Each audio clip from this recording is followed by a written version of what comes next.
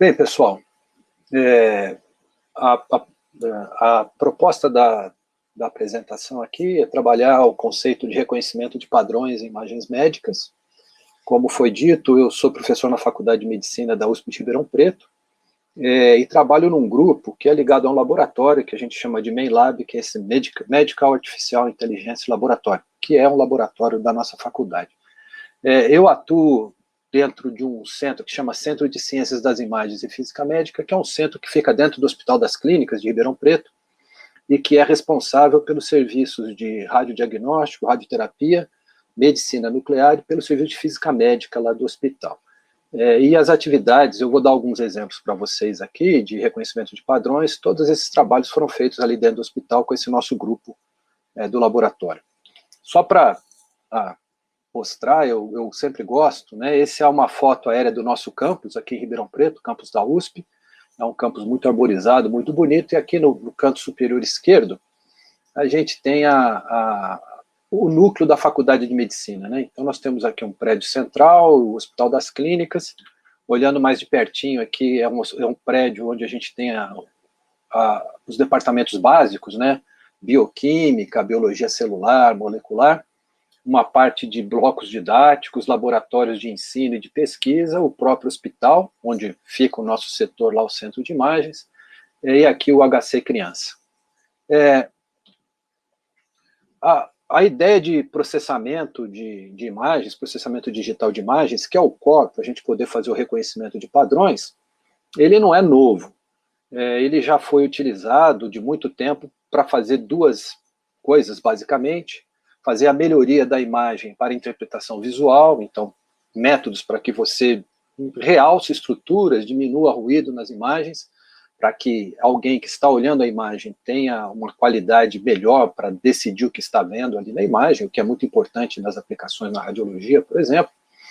E também a parte de processamento de imagem para o que a gente chama de visão autônoma de máquina, chamada visão computacional.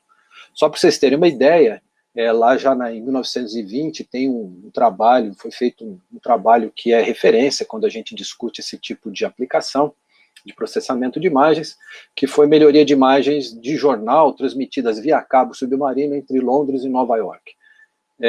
Nessa época não era imagem digital, era todo o processamento analógico mesmo, e aqui na década de 60 já começaram aplicações mais sofisticadas, com transmissões de TV e programas espaciais e militares dos Estados Unidos, ainda de forma analógica. Mas logo depois, no final da década de 60, da metade para frente na década de 70, a gente começa a ter, então, as aplicações já no modelo de imagens digitais, com o surgimento da computação, vamos dizer, de menor porte e todos os modelos de computadores digitais. De todo jeito, existem algumas aplicações clínicas pioneiras. Eu trouxe 3 exemplos aqui. Então, veja lá que em 1964 já existiam pesquisas sendo feitas e publicadas. A Radiology é provavelmente a maior revista da área de trabalhos de radiologia, né, a revista científica. Então, já em 1964, tinha um trabalho lá de medida automática da razão cardiotorácica em raio-x de tórax. Então, para estudar e ver, de alguma forma automatizada, se existia ou não presença de cardiomegalia, que é um problema que pode acontecer e que precisa ser diagnosticado em raio-x de tórax. Um outro exemplo, de 1967, é esse de análise automática de mamografias por comparação bilateral. Então, quando o radiologista, especializado em mama, principalmente, né, vai analisar a imagem para procurar algum indício de algo que não esteja anatomicamente adequado, uma forma é fazer uma comparação bilateral. É de se esperar que as mamas tenham uma simetria, né?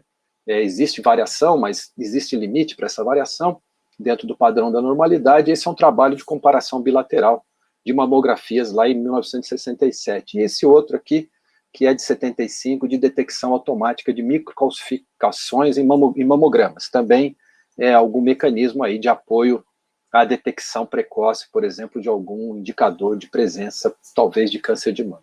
Então, só para mostrar que a gente trabalha muito, evolui, a tecnologia muda, mas assim, a ideia de se utilizar processamento de imagens e reconhecimento de padrões para apoiar a tomada da decisão diagnóstica na radiologia é algo que já vem sendo buscado e pesquisado e trabalhado de bastante tempo.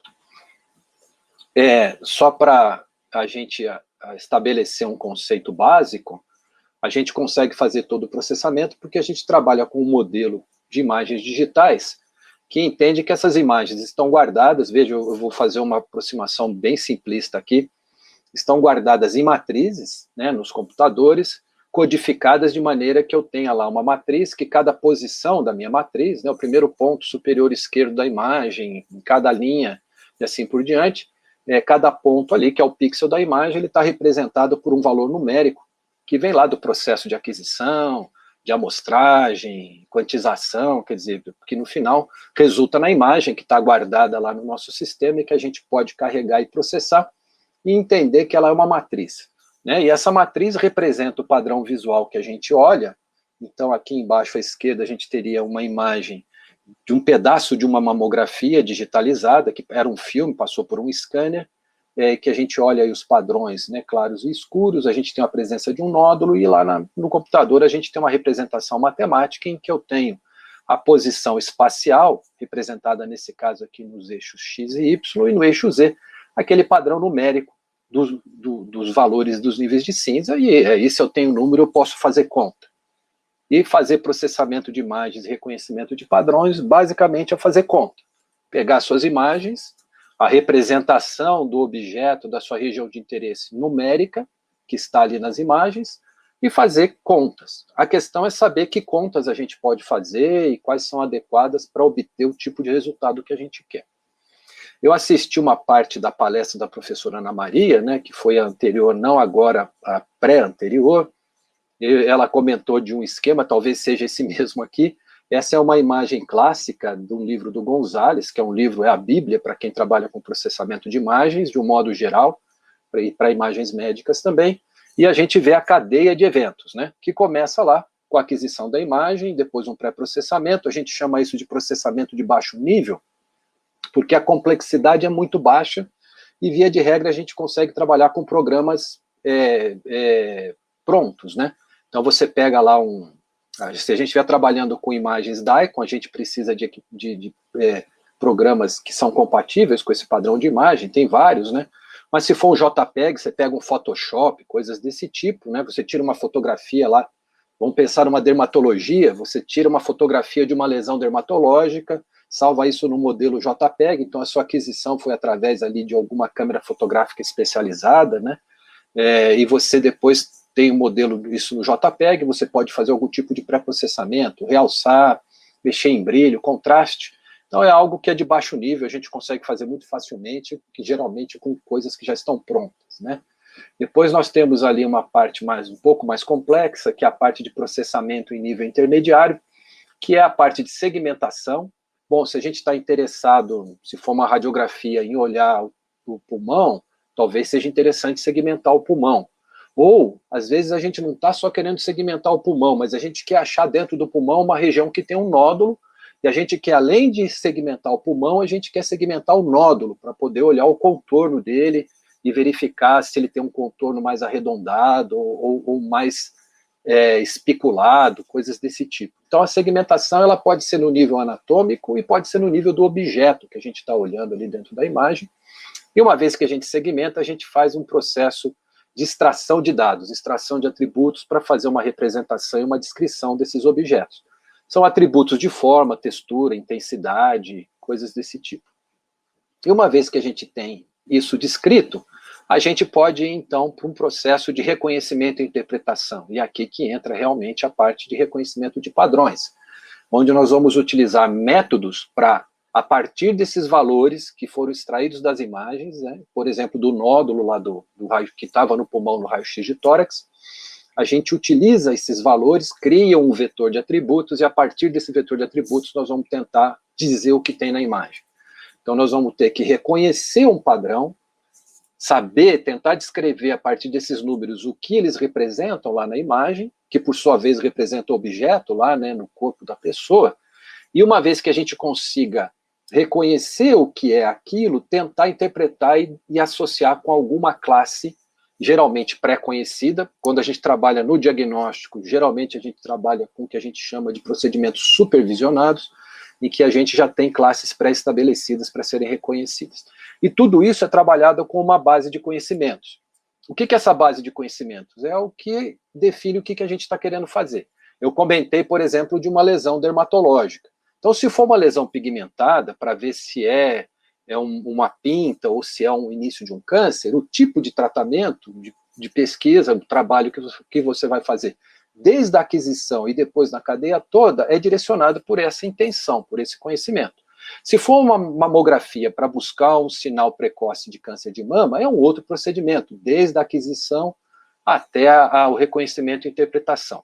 Então, a gente sempre tem um objetivo pré-definido que estabelece para a gente quais são os conhecimentos que vão suportar aquilo que a gente está fazendo. A gente nunca faz nada por acaso, a gente sempre sabe o que a gente quer fazer. Quando a gente olha o reconhecimento do padrão dentro do contexto clínico, né, do contexto aplicado ali na área de diagnóstico por imagem, por exemplo, a gente tem geralmente 3 objetivos possíveis. Ou a gente está interessado em fazer o que a gente chama de diagnóstico auxiliado por computador, que vem lá do inglês, a professora Ana Maria comentou isso, vem lá de Computer Aided Diagnosis, que é o fato, a intenção é você extrair esses atributos e, de alguma maneira, ajudar o radiologista a uma classificação. Então, eu extraio lá os atributos e falo assim, olha, essa imagem pode ser uma detecção, eu faço um rastreamento e falo, essa imagem não tem nada anatomicamente estranho. Ou, essa imagem existe aqui algo que pode ser um cluster de microcalcificações. Então, eu estou fazendo uma detecção da presença de uma lesão. Eu posso ter uma etapa seguinte, que é, olha, eu sei que aqui tem uma microcalcificação com um cluster, e pela aparência dele, pelo jeito como essas calcificações estão distribuídas e pelos seus formatos e quantidade, provavelmente está associado a um tumor maligno, um câncer. Esse tipo de aplicação vem lá da década de 80. Esses primeiros estudos para você fazer diagnóstico auxiliado por computador começaram na década de 80, isso foi evoluindo, hoje existem sistemas comerciais que são utilizados. Uma outra aplicação que a gente faz do reconhecimento de padrão em imagens médicas é o que a gente chama de recuperação de imagens baseada em conteúdo, que vem do inglês CBIR, ou Content Based Image Retrieval, recuperação de imagem baseada em conteúdo, que é uma outra aplicação muito parecida com essa primeira, do diagnóstico auxiliado por computador, só que ao invés de eu extrair atributos e tentar classificar, eu uso os atributos, os vetores de atributos, para guardar as imagens. Eu uso esses vetores como indexadores. Então, eu tenho lá meu sistema de arquivamento de imagens, eu tenho paralelo um outro sistema onde eu vou guardando essas informações de uma forma estruturada, numa árvore de indexação, de maneira que eu posso procurar imagens, não por palavras-chave ou por algum descritivo textual, mas eu posso pegar uma imagem que eu estou olhando, mostrar essa imagem para o meu sistema e ele me traz imagens visualmente parecidas, similares. E isso é uma aplicação que veio mais tarde, lá nos anos 2000, quando a gente começou a ter a integração toda do hospital no modelo digital, que a gente chama de hospital digital, porque ela é interessante quando eu consigo procurar, dentro do meu conjunto de imagens arquivadas, aquelas que são visualmente parecidas e que eu possa depois recuperar, por exemplo, o prontuário do paciente. Então, eu tenho uma imagem lá, uma tomografia computadorizada, que tem um nódulo lá de tórax, tem um nódulo no pulmão, eu uso uma imagem dessas como referência, procuro imagens similares, recupero o prontuário dos pacientes e ali eu vou ter um laudo feito por alguém, eu vou ter outras informações que eu posso utilizar para tomada de decisão. Então, é um método também de tomada de decisão, mas ele não dá uma classificação, ele é um método de recuperação de informação para tomada de decisão baseada em exemplo, baseado em informação. E mais recentemente, a partir dos anos 2012 e 2015 para cá, com o surgimento e a consolidação da ideia de Big Data, surgiram as aplicações que a gente chama de radiômica, que são muito parecidas também com o diagnóstico auxiliado por computador, é quase uma evolução, só que ao invés de olhar só as imagens, que nem a gente faz no diagnóstico auxiliado por computador, porque na década de 80 era só o que a gente tinha disponível para trabalhar, na radiômica a gente utiliza outros tipos de informação, além das imagens, informações de prontuários do paciente, desfechos clínicos, olha, o paciente foi tratado e o resultado foi bom, foi tratado e o resultado não foi bom, dados de genômica, a gente junta tudo isso para tentar fazer associações. E o que a gente quer, a hora que eu pegar a imagem de chegada do paciente, poder falar, olha, este tipo de padrão que eu estou vendo aqui na imagem, quando eu olho, né, no meu conjunto anterior, no meu Big Data, me diz que o jeito melhor de tratar esse paciente é fazer direto uma quimioterapia com tal tipo de medicamento. Então, a gente traz para o nível da imagem o que a gente chama de uma avaliação prognóstica. A gente consegue indicar possível tratamento e possível desfecho do tratamento quando a gente usa a radiômica. Bom, a gente tem dois jeitos, basicamente, de fazer esse tipo de trabalho.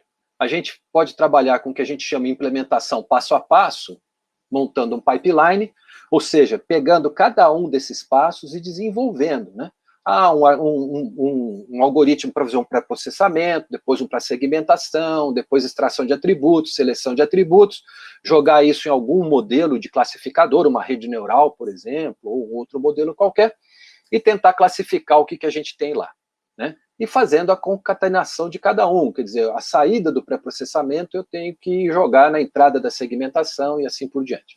É o modelo clássico que a gente trabalha e eu vou dar alguns exemplos aqui para vocês.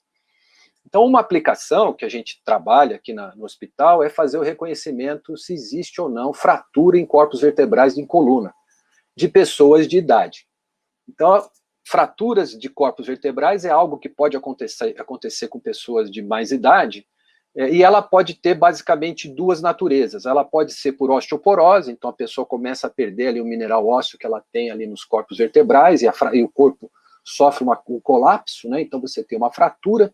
Então a gente tem aqui do lado esquerdo imagens de corpos vertebrais normais, isso é uma ressonância magnética, tá? É um corte sagital de uma ressonância magnética, e aqui tem dois exemplos de fraturas por osteoporose. Mas a população que pode ter osteoporose também é a mesma população, por idade mais avançada, que pode ter câncer. E você pode ter fratura de corpos vertebrais por conta de metástase de cânceres que estão em outros órgãos. E aqui a gente tem dois exemplos, então, de fraturas, né? Vértebras fraturadas agora por conta de um processo aí, de um tumor que causou uma metástase na coluna. Bom, então o que a gente quer é separar essas duas coisas, porque tratar uma osteoporose é muito diferente de se tratar um câncer. Então esse aqui é um exemplo de uma aplicação, que é o trabalho de doutorado de uma aluna nossa, da Natália, em que ela está fazendo uma avaliação tridimensional de métodos de auxílio ao diagnóstico para separar fraturas por osteoporose de fraturas que são devido ao câncer. A gente chama osteoporose benigna e devido ao câncer maligno. Então, o pipeline você tira lá as imagens do PACS, faz um pré-processamento para separar, organizar esse material, porque quando a gente pega o dado bruto que vem lá do sistema, ele está preparado para ser investigado, geralmente pelo radiologista, não para ser processado. Então, a gente tem que organizar, e tem toda a questão de anonimizar, a gente tem que fazer as marcações, enfim, tem todo um pré-processamento. Depois é feita uma segmentação, nesse caso semiautomática, usando um algoritmo, um programa que chama 3D Slicer.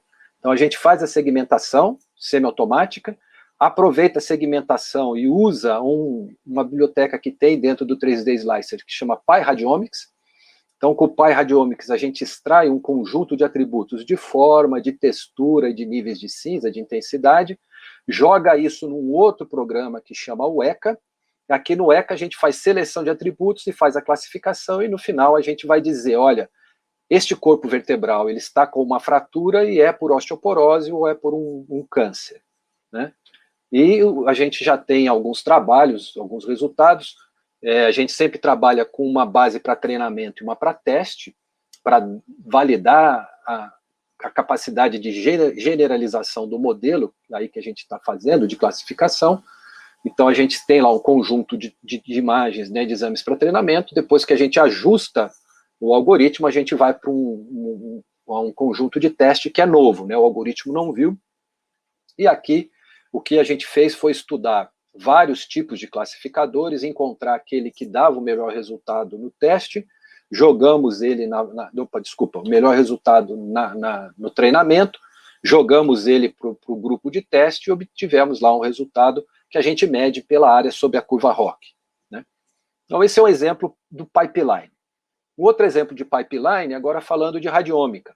Então esse aqui é um outro trabalho de um outro aluno, que é o Ranieri, o Ferreira Júnior, já foi apresentado em congressos aí no passado, em que a gente está querendo verificar se a imagem que eu tenho na tomografia computadorizada ali de um paciente, se ela representa uma cavidade ali no pulmão ou uma pseudocavidade. Então aqui a gente tem um corte, né, de uma imagem de tomografia computadorizada em que no lado A aqui eu tenho uma cavidade, então isso aqui são cavidades, né, que tem no pulmão ali da pessoa, e do lado direito aqui eu tenho uma que é pseudocavidade. E a gente quer separar um do outro. Por que que isso é uma abordagem radiômica, não é só um diagnóstico auxiliado por computador? Porque, dependendo se o que eu estou vendo ali é uma cavidade ou uma pseudocavidade, isso está associado com tipos de tumores diferentes. A cavidade, geralmente, ela está associada com um tipo de tumor que é formado por que a gente chama de células escamosas. É um tumor muito mais agressivo, de prognóstico muito ruim e que não tem uma terapia-alvo específica para você tratar. Por outro lado, se for uma pseudocavidade, geralmente ela está associada, né, o que a gente está vendo lá, aquele tumor que tem aquela representação na imagem, geralmente está associado com um tumor que é do tipo adenocarcinoma de pulmão, que é um tumor menos agressivo, os dois são câncer, tá? Só que o adenocarcinoma é um câncer menos agressivo, com um prognóstico melhor e que tem possibilidade de tratamento com terapias específicas. Então, se você identificar que o que você tem ali é uma pseudocavidade, você já encaminha isso para o oncologista e fala, olha, é uma pseudocavidade e você pode fazer o tratamento com a terapia alvo específica para adenocarcinoma. Então, a gente não está só diagnosticando o que tem, mas a gente está fazendo o prognóstico, indicando um possível tratamento, apoiando a tomada de decisão lá do oncologista de como manejar o paciente. Então, esse trabalho também ele é pipeline, né? Então, a gente pega as imagens, né? Fizemos lá, a gente, no caso aqui, pegamos as imagens, fizemos todo o trabalho de pré-processamento, usamos o mesmo algoritmo, lá, o mesmo programa para fazer a segmentação semiautomática e usamos um conjunto de bibliotecas para extração de atributos. E veja que nós extraímos, nesse caso aqui, ó, 2.447 atributos para cada uma daquelas regiões, para verificar se era cavidade ou pseudocavidade. E depois nós fizemos um estudo para seleção de atributos baseado numa classificação usando o teste do Mann-Whitney-U, que é um teste para você reconhecer ali covariâncias e separar coisas mais significativas, e encontramos no final um conjunto de 227 atributos que são estatisticamente relevantes para separar essas duas classes. E eu sei que se eu usar esses atributos, eu consigo reconhecer se o que eu tenho ali é uma cavidade ou uma pseudocavidade.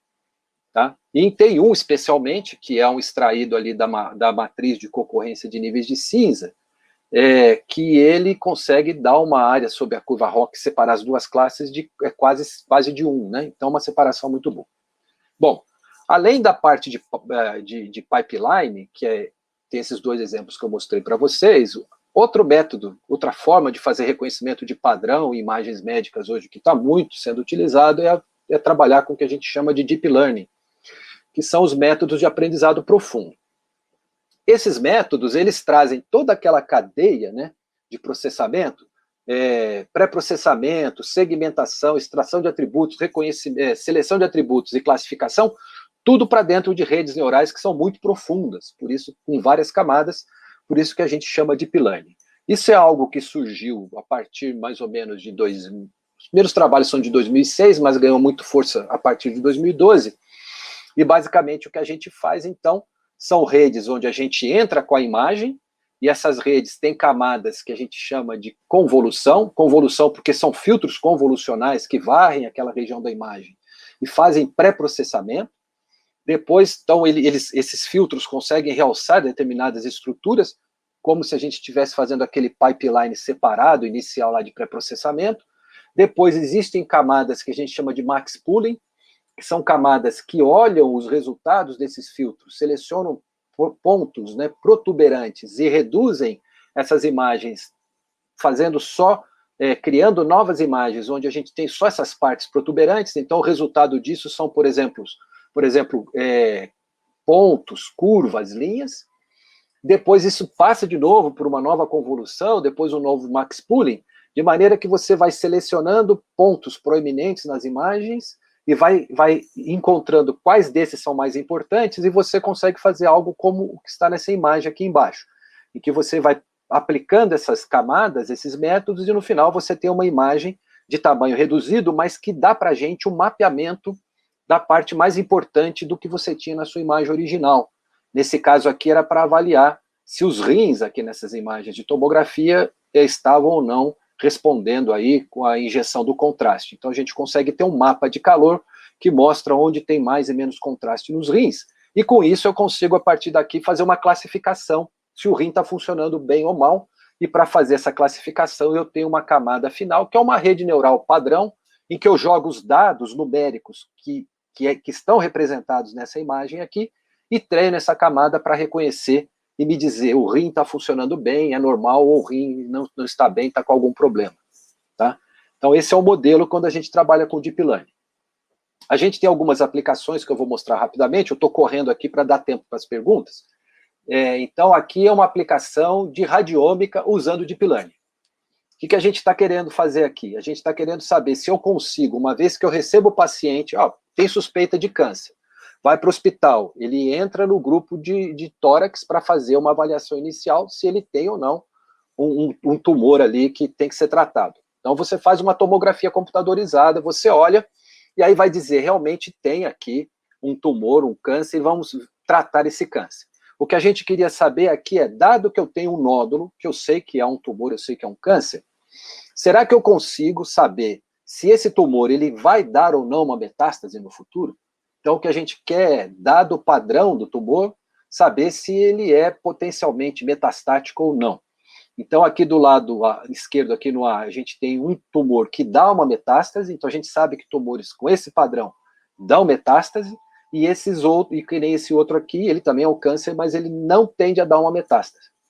Isso é importante porque muda o tipo do manejo do paciente, por isso que a gente fala que é uma aplicação de radiômica, tá bem? Então, de novo, a gente tem todo um pipeline aqui, só que a gente não faz tudo separado, a gente tem um processo de fazer um cropping da imagem, o tumor aqui, a gente recorta ele nos cortes, a gente faz um pré-processamento só para transformar num padrão, num RGB, num TIFF, e nós treinamos uma rede para reconhecer, jogando lá dentro, se aquele tumor ele tende ou não a dar uma metástase. Então é um modelo de uso de redes profundas para fazer uma avaliação que a gente chama de radiômica, porque ela vai interferir na tomada de decisão. Se falar que ele não é metastático, o tratamento é de um jeito. Se falar que ele é provavelmente metastático, aí você tem que, inclusive, ver se não existe já uma metástase em algum outro local que não foi, inclusive, identificada até aquele momento.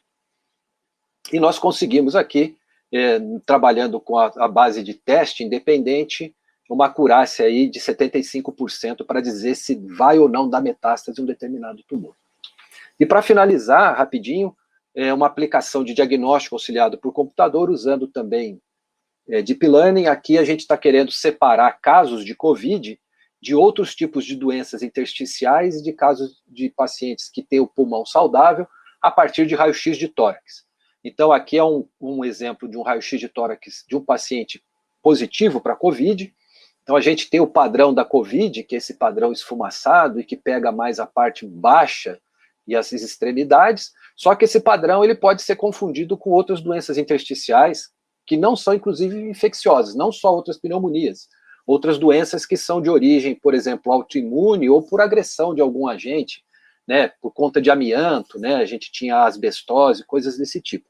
E a gente quer separar isso de um pulmão normal também, saudável, para a hora que a gente tiver o raio-x poder direcionar. É normal, não tem nada, tem uma doença intersticial, mas não é COVID, opa, é COVID, leva o paciente para outro lugar, ele não pode estar misturado com o restante dos pacientes. Então, aqui nós também, é um trabalho que foi, inclusive, apresentado ontem, né? Esse congresso CARS está acontecendo agora, de forma remota. Ontem, então, nós apresentamos esse trabalho com essa base de dados que nós montamos lá do nosso serviço. Montamos também, pegamos uma rede, que é uma rede conhecida, que é a VGG19, fizemos um processo de transfer learning, que é você congelar parte da rede e trabalhar só numa parte final dela, fazendo um novo treinamento. Então a gente modifica a rede e ela, usando tudo que ela já tinha sido treinada antes para outros casos, a gente retreina só para reconhecer o padrão que a gente quer, que é um jeito de a gente diminuir o número de imagens que a gente precisa para treinar a rede. é fazer o que a gente chama de transfer learning, que é transferência de aprendizado.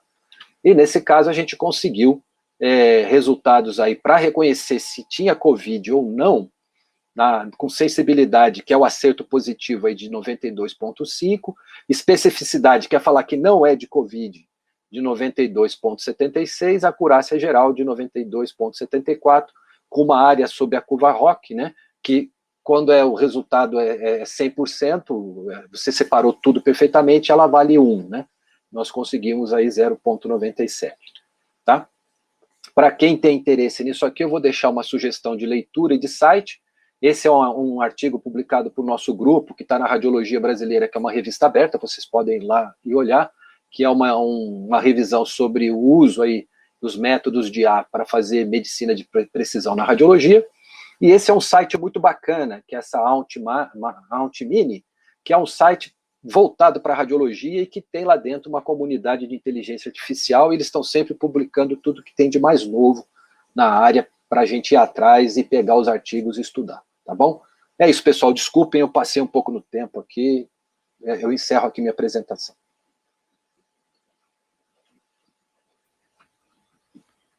Professor, muito obrigado pela palestra. Acredito que todos aqui nós aprendemos bastante, né? E não precisa se desculpar por ter passado pouco tempo, que foi bem legal.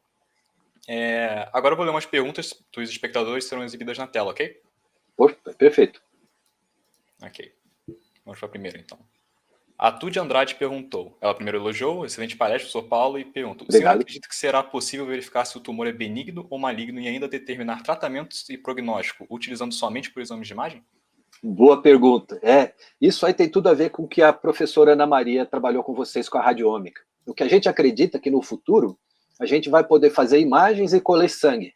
Você vai fazer a imagem do paciente, vai tirar sangue dele com as imagens, usando esses métodos todos, associando com os testes do sangue para fazer a parte de bioinformática, né, genômica, metabolômica, essas ômicas todas.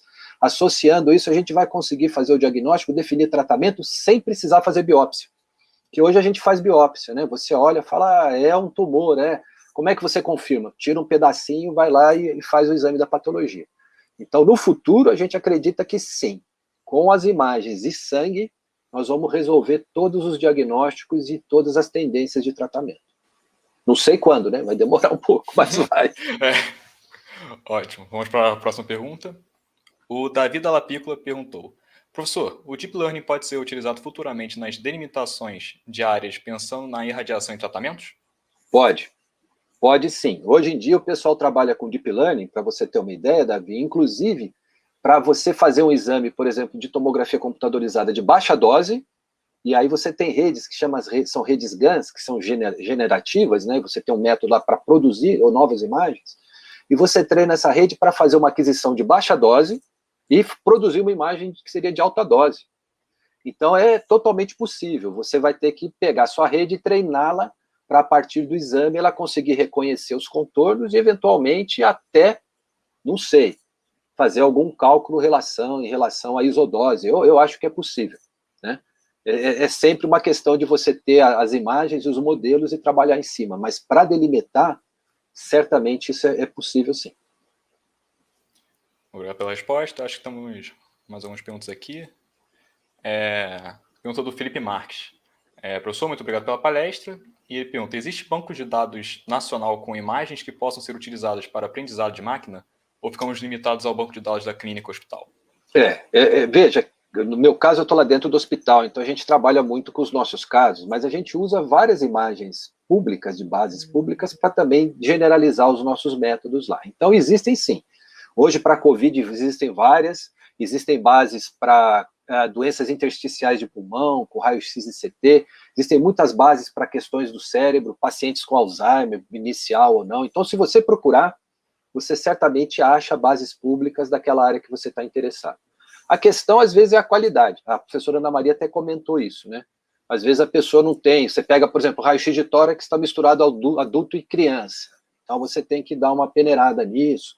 Mas existem sim bases. Existem públicas que dá para fazer muita coisa com elas. Professor, devido ao tempo, essa será a última pergunta. Aqui, o André fez um elogio, excelente palestra, professor, e disse: gostaria de saber o quanto a utilização desses reconhecimentos de imagem influenciou no número de acertos em diagnósticos médicos. Houve aumento significativo? Existe sim, viu, André? Boa pergunta. Existem trabalhos que mostram, quando a gente fala do diagnóstico auxiliado por computador, que essa ideia de você colocar o computador junto com o médico, então o médico ele olha o computador e fala, olha, aqui tem alguma coisa, ou provavelmente essa lesão está associada a um tumor maligno, um câncer. Existem trabalhos que mostram que para os médicos mais generalistas, no caso dos radiologistas mais gerais, não aqueles altamente especializados, ou aqueles no início de carreira, a gente vê muito isso com residentes, por exemplo, os métodos de apoio ao diagnóstico melhoram o desempenho. Então, você faz com que o desempenho do iniciante e o desempenho do generalista se aproxime do desempenho daquele especializado, que é a referência. Né? Então, o médico menos especializado e iniciante, junto com o computador, ele tende a chegar no acerto mais parecido com o especialista. Para o especialista, acaba não fazendo muita diferença, porque ele acaba, provavelmente ele nem leva em consideração. Mas para aquele que não é tanto especializado, já existem trabalhos que mostram realmente feito o que a gente chama de teste de observador, que você pede para o médico fazer o diagnóstico sozinho e depois junto com o computador, e você vê todas as métricas, né, sensibilidade, especificidade, área sob a curva ROC, e você vê um aumento quando você coloca aquele médico não altamente especializado junto com o computador, ele tende a se aproximar do desempenho do altamente especializado. Professor, ótima resposta. Infelizmente, por causa do tempo, essa foi a nossa última pergunta, mas gostaria de dizer que o chat está te agradecendo, falando que a palestra foi ótima, só elogios. Estou à disposição, pessoal. Vocês têm o meu e-mail lá, e se o pessoal quiser, eu posso depois mando para vocês, inclusive, a apresentação, se vocês tiverem interesse, for disponibilizar em algum lugar. Professor. Tá bom? Perfeito. Fica à disposição, e eu estou à disposição para quando vocês quiserem qualquer contato. Eu agradeço o convite e parabenizo novamente vocês aí pela alta qualidade. Não é, estou falando só de mim, estou falando de mim não, viu, pessoal, fica parecendo que falando da gente. Eu acompanhei algumas palestras e eu achei muito boa. Vocês estão de parabéns. Uma programação muito bem feita. Até vermelho, professor. Porque a gente fala, são palestras muito boas, fala, o cara está falando dele, né? Mas não é isso não, pessoal. Professor, muito obrigado pela presença. E parabéns. Okay. Até mais. Obrigado, tchau. Tchau. Boa noite. Boa noite.